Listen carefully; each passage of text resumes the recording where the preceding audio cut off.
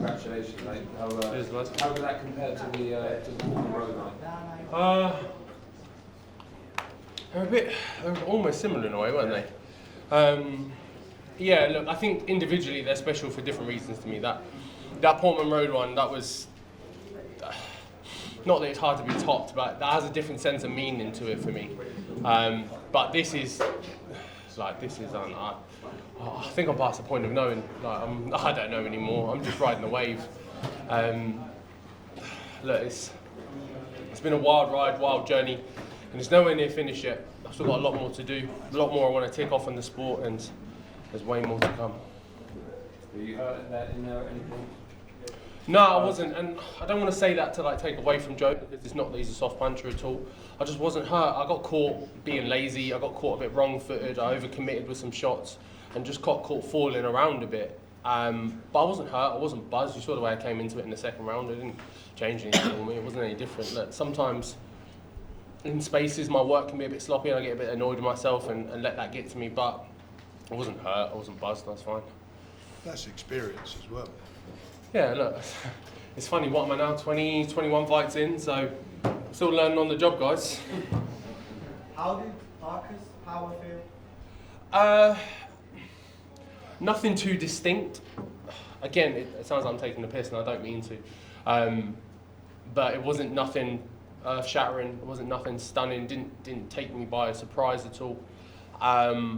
It wasn't nothing new to me in that sense, and look, I put that down to throwing myself in the deep end of sparring and things like that. And I know, look, don't get me wrong, it's very different. You've got bigger gloves and head guard and stuff, but ultimately we're 16, 17, 18, 19 stone boys, and when we hit each other, when I've been sparring with some of the best in the world, them boys can crack. So yeah, I'm used to getting hit. How excited are you to go in there with Usyk? Yeah, look, I don't know how I put that one into words. That has been the goal for a number of years now. That's been the objective. That's been everything I've wanted. So, yeah, look, we're there. Yeah, look, it's a wild one to say, but one of the generational talents, one of the best to ever do it, on all the marbles. There's nothing more I could ask for. There's nothing more I could want within this sport. So, just like everything else that's led me here, all I've ever asked for is the opportunity, and I've got that.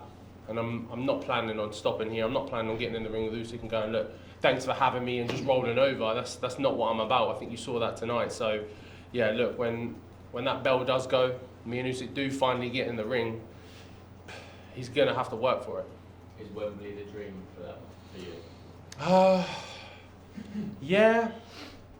I don't know. I think I'd like to go overseas. I think I'd like to do somewhere overseas, bigger, something different, maybe America. I haven't been able to go over there yet, something like that. I don't know. Ultimately, it could be in my back garden. I wouldn't care. Tell Usyk to turn up, give him the directions to Ipswich. I'll give him my postcode. He can come find me, and we can do it in the garden. I don't care. As long as he's there, bring his belts. Let's get this on. Can you just take us through the stoppage and what's going through your mind? Referee, you're going to hurry up. Yeah, look, I was letting shots go, and I was doing my best to try not to get too sloppy, but it was 11 rounds in. I'd already shipped a bunch of punches throughout the fight as well. So I was in between staying composed and just letting my hands go, but I thought it was a bit of a now or never moment. I knew I probably wasn't up on the cards, but it didn't faze me, it didn't bother me, I didn't mind that at all. I knew that if I caught him, I could keep the gas on, keep the pressure on. I knew I've trained extremely hard for this. I'm extremely well conditioned. So I knew all I had to do was get my shots off, stay in front of him, and just keep landing punches. And yeah, look, maybe the ref could have called it a couple of shots earlier, whatever else, but we are where we are. What were your thoughts when the gum shield came out at the end of the round? It appeared as if maybe Parker had gotten off the hook there. Look, it's tricks of the trade, isn't it? He's been in this game for a long time. He's 40 fights in. You pick up little cute tricks like that, little ways to save yourself and buy yourself some extra time and things. And in the moment, of course, it's aggravating, but look, it doesn't deter me, it doesn't put me off. Or if anything, it spurred me on to know that you needed a breather there. You needed a break, that I hurt you when I was keeping the pressure on, and you needed a moment to compose yourself. So all that did was spur me on to know that through the fight, all I have to do is get to you, and then I can get you out of there. Fabio, you talked about the doubters that sort of kept hovering over you through your career. Do you think you finally silenced those doubters? Yeah, look, I think I have, but I'm sure there'll be a number of articles, blogs, like whatever's written up tomorrow about how I was seconds away from losing, or how I beat Parker, but I'm not going to beat Usyk, and this and that and whatever else. So, look, I'm not here to please everyone else. I'm here to chase my dream, chase my journey. As long as I go home, that my family are happy with me, they love me, they're proud of me, and my team are proud of everything I've done. I don't care, with all due respect, what any of you have to say. It was a great fight, clearly, and in different directions. Do you give credit to Joe for putting up a great fight against you? Oh yeah, look, a huge amount of credit, because coming off the run he was on, coming off the build back he was on, he didn't have to take this fight.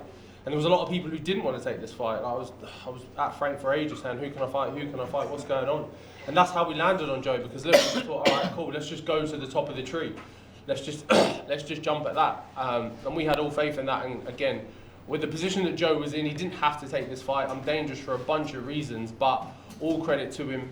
I thank him from the bottom of my heart for the opportunity. And look, I wish him well, and I believe he can come again. So look, hopefully we see him again.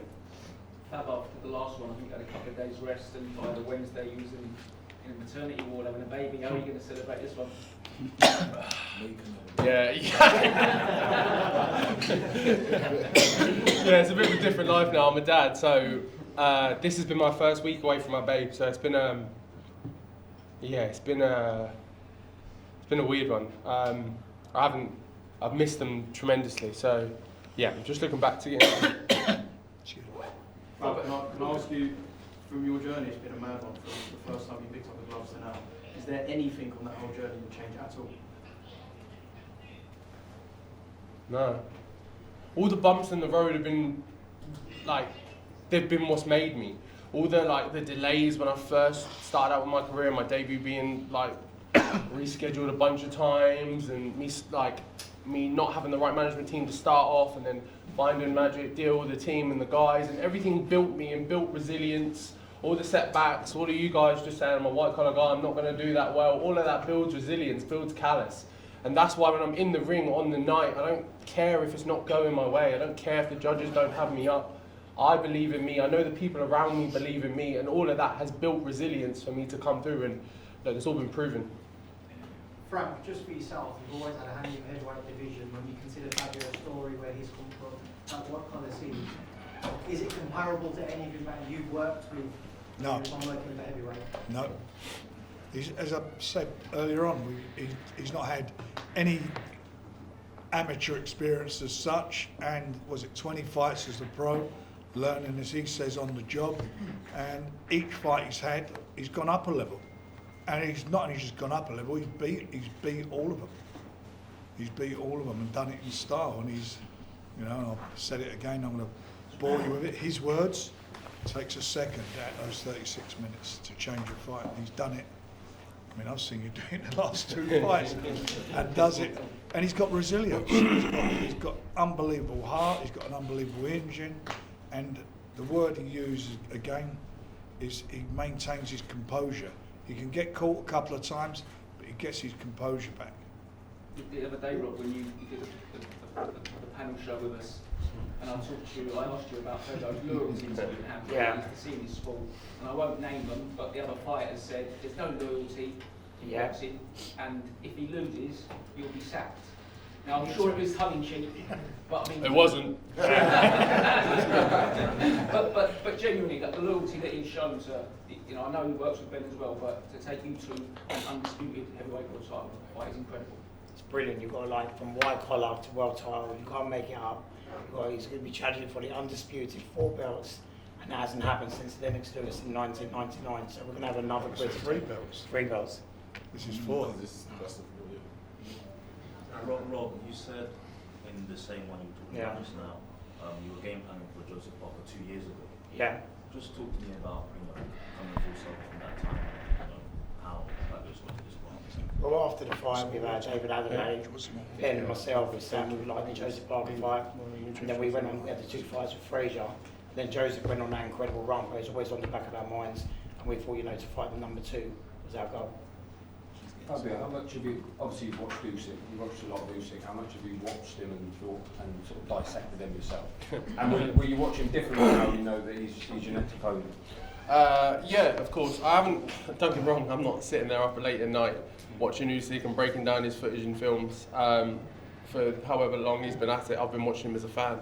I haven't been distracted by that very golden carrot that is obviously the next opportunity for me. So we haven't been looking around for all of this camp and all the build-up. I look at the immediate, I look what's in front of me.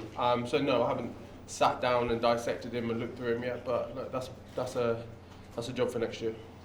Fabio, we had a bit of a joke before the fight talking about Usyk and his tendency to kind of beat all the Brits, and you laughed and said, oh well, it's my turn next and I'm going to be the one that will beat him. How does it feel realising that you actually are next in line now to beat him, and you could be the one that gets that win for the Brits? Because so many big names, AJ, Fury, Tony, everyone has tried and hasn't come out and won it.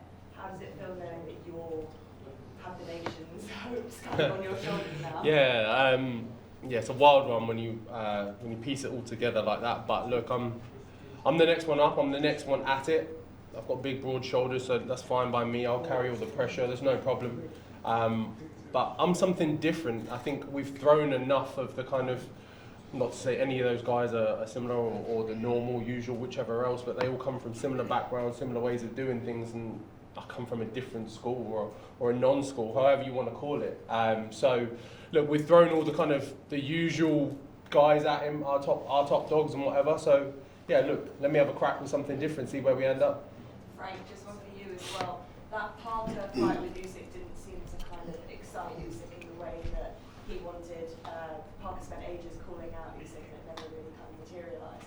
Do you think this is the sort of fight that Usyk needed, the sort of the excitement that he needed, a challenge, a big, puncher like Fabio to get him excited, to get him to accept a fight like this?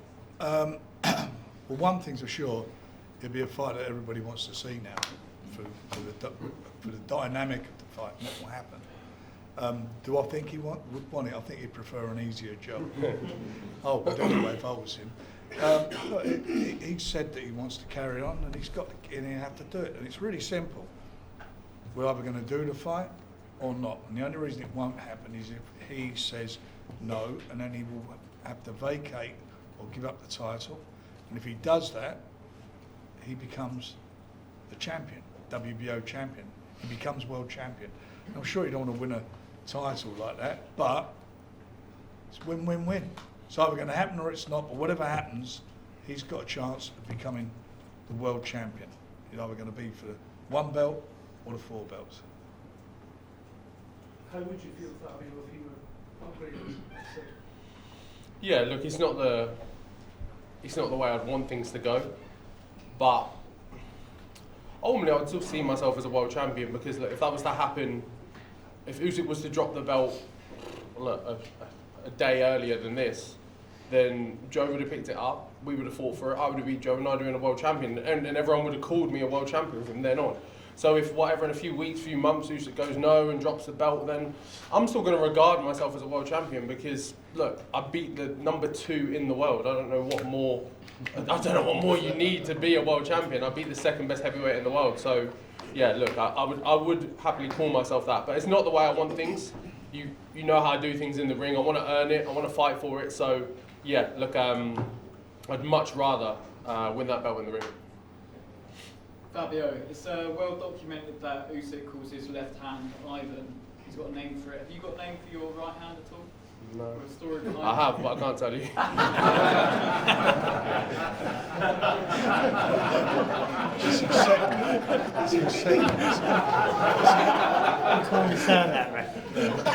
It's his second best friend. Sorry, I got punched in the head for a bit. Things are a bit scrambled. Apologies. Okay, one more.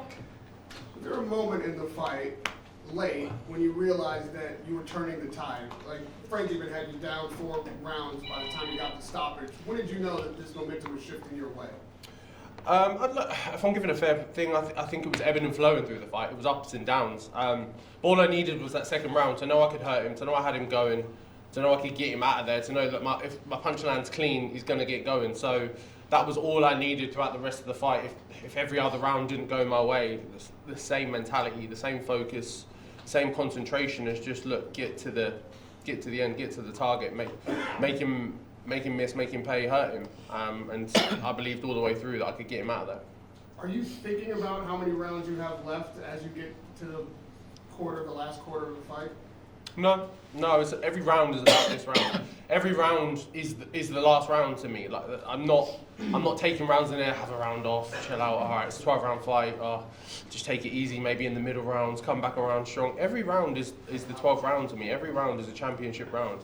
So I'm treating them all the same. Like I went at him. I shipped 20 odd punches at him in the second round. That's not a man who's being conservative. I'm trying to get people out of there.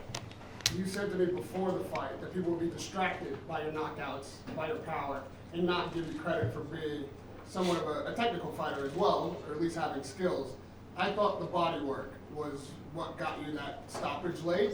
Was that part of the game plan to work the body like that? And do you think now that again with this kind of stoppage, people will not acknowledge that you do have skills?